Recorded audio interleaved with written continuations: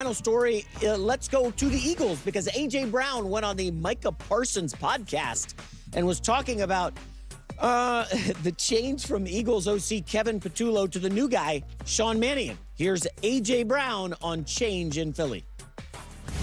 I'm always excited. Sometimes change is not a bad thing. I have the utmost respect for KP. He to me, he did a tremendous job, and he has a great heart.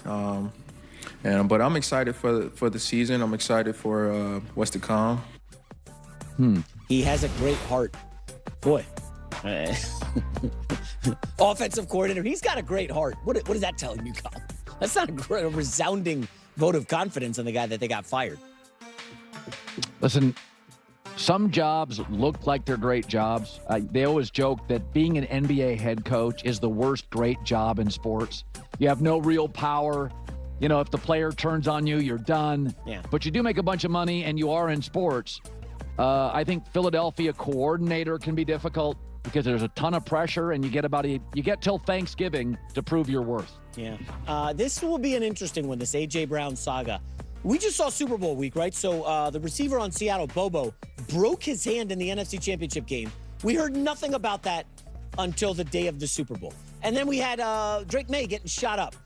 I'm just saying, the reporters are good, obviously. Colin, there's a lot of stuff we don't know. And I would suspect that A.J. Brown's name is going to be on the trading block all summer. And I think he's probably going to get shipped. I don't see him lasting in Philadelphia. I thought they should have got rid of him 2 years ago. I am already anticipating the discourse surrounding this topic for the coming months, as initial reports indicate A.J. Brown is genuinely content and satisfied with his situation in Philadelphia. This leads directly to the question of his authentic sentiments regarding the previous offensive coordinator, Kevin Patullo. Firstly, I believe Brown's public remarks were diplomatically sound. He provided a polished, professional response. However, it immediately calls to mind a distinct contrast. When Colin previously questioned Deebo Samuel about Mike McDaniel upon his departure from the San Francisco 49ers to helm the Miami Dolphins, Deebo's effusive praise was unstoppable. The sentiment was transparent. That's my guy. He's an absolute genius. He could not cease celebrating McDaniel's attributes. Conversely, A.J. Brown's assessment was notably more reserved. He did a tremendous job and has a lot of heart. That is a commendably political answer.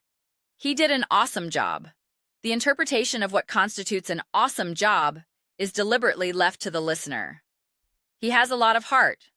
From a technical coaching standpoint, the meaning of heart is ambiguous. The statement functions as a Rorschach test. Here is my response. You may interpret it as you wish. Deebo's commentary, in contrast, was laden with specific, practical insights from a player-coach dynamic, reflecting a deeper, more technical appreciation.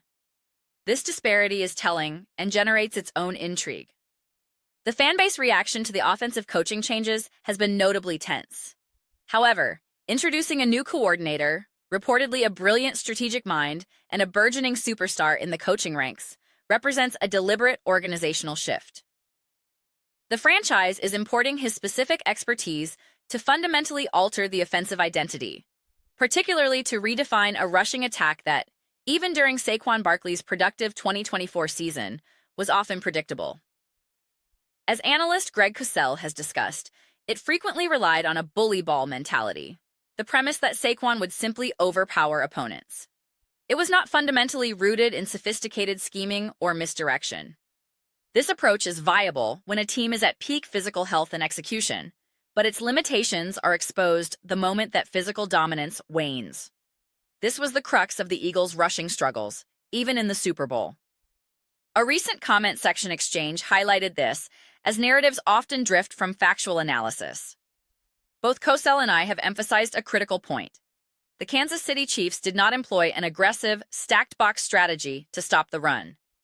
They defeated the Eagles' ground game straight up, penetrating the offensive line and containing Saquon Barkley without schematic overcommitment. The Eagles had no countermeasures. When the foundational bully tactic was neutralized, the playbook offered no alternative solutions. This same principle is more easily observed in the passing game with receivers like A.J. Brown or Devonta Smith. The recurring question, why is nobody open, often stemmed from a lack of schematic answers. the offensive philosophy frequently defaulted to a simplistic mandate. Just man up and beat your defender, be faster and stronger. While talent can mask such deficiencies, it is an unsustainable model at the highest level. It represents a significant strategic problem. Therefore, the hiring of a new offensive coordinator is specifically designed to rectify this issue, to install a system based on scheme, creation, and answers, rather than pure individual matchup wins. Consequently, there is legitimate cause for optimism within the organization. Yet, I find it remarkable how assured many commentators are in dictating what the Philadelphia Eagles must or must not do. The certainty is often absurd. I will be publishing another video tomorrow that I am genuinely excited to produce, as Colin's most recent commentary on Drake May and Sam Darnold has provided astonishing analytical fodder. I am pausing to observe additional reactions throughout the day, as I intend to frame this within a comparison to Jalen Hurts. This will serve as a follow-up to a video I released last night, titled, Paraphrasing, Why the NFL World Owes Jalen Hurts an Apology, which analyzed the quarterback performances of Darnold and May in the Super Bowl. Colin has now perfectly set the stage for a deeper exploration. The dichotomy between his praise for Sam Darnold and his critique of Drake May presents the most evident illustration of why Jalen Hurts remains chronically underappreciated, a reality that borders on the ludicrous. I will refrain from delving into the full argument here, as I am eager to develop it fully in the forthcoming video. The urge to produce it immediately is strong, as the thesis is fully formed, but I prefer to allow the perspective to mature, often resulting in a more potent final product. The comment section on yesterday's video has been hilariously reinforcing, with reactions only strengthening the core argument. I highly recommend viewing that initial analysis. This entire situation places the Eagles in a peculiar cultural position. Unless they are hoisting the Lombardi Trophy, the prevailing narrative often dismisses them as a failure, a sentiment captured by a mocking, "Ha-ha, they're not good." This is worth contextualizing. Consider the San Francisco 49ers, who are endlessly praised, yet have reached 2 Super Bowls in nearly a decade without securing a victory. The Los Angeles Rams reached 1 Super Bowl with the Stafford-McVay partnership. The Buffalo Bills have not reached the Super Bowl in this era. The Baltimore Ravens have not. The Cincinnati Bengals reached 1 and have not returned. Meanwhile, the Philadelphia Eagles have contested 2 Super Bowls in this period, winning 1. In any season they fall short of the ultimate prize, they are frequently labeled trash or garbage. This disproportionate standard is worth noting. The pressure narrative, suggesting a coach is on the hot seat until a specific holiday, is often overstated. The organization demonstrated patience with Kevin Patullo beyond such an arbitrary deadline. Furthermore, recall the calls from certain media quarters after the 2023 season to fire Nick Sirianni and replace him with Bill Belichick.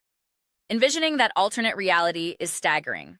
It is almost certain the Eagles would not possess a Super Bowl victory under that scenario, and the current state of the franchise would likely be disastrous. It serves as a potent reminder to temper reactive impulses.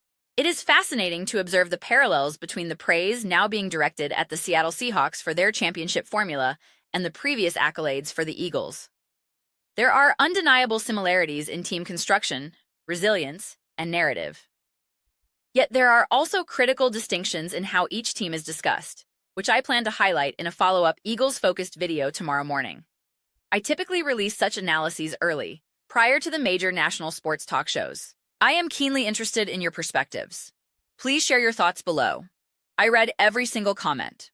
Whether you concur with this assessment or vehemently oppose it, let's engage in discussion, let's debate, but ultimately, let's share in the analytical process. Please consider subscribing to the channel. We are building a phenomenal community here, and I would be thrilled for you to participate. My objective is to foster a space where we feel a genuine collective connection and shared enthusiasm for the sport. I believe we are making significant progress toward that goal. Also, please remember to give this video a thumbs up, as it substantially assists with visibility and distribution within the platform's algorithmic framework. Thank you so much for your time and engagement. I will see you in the next video.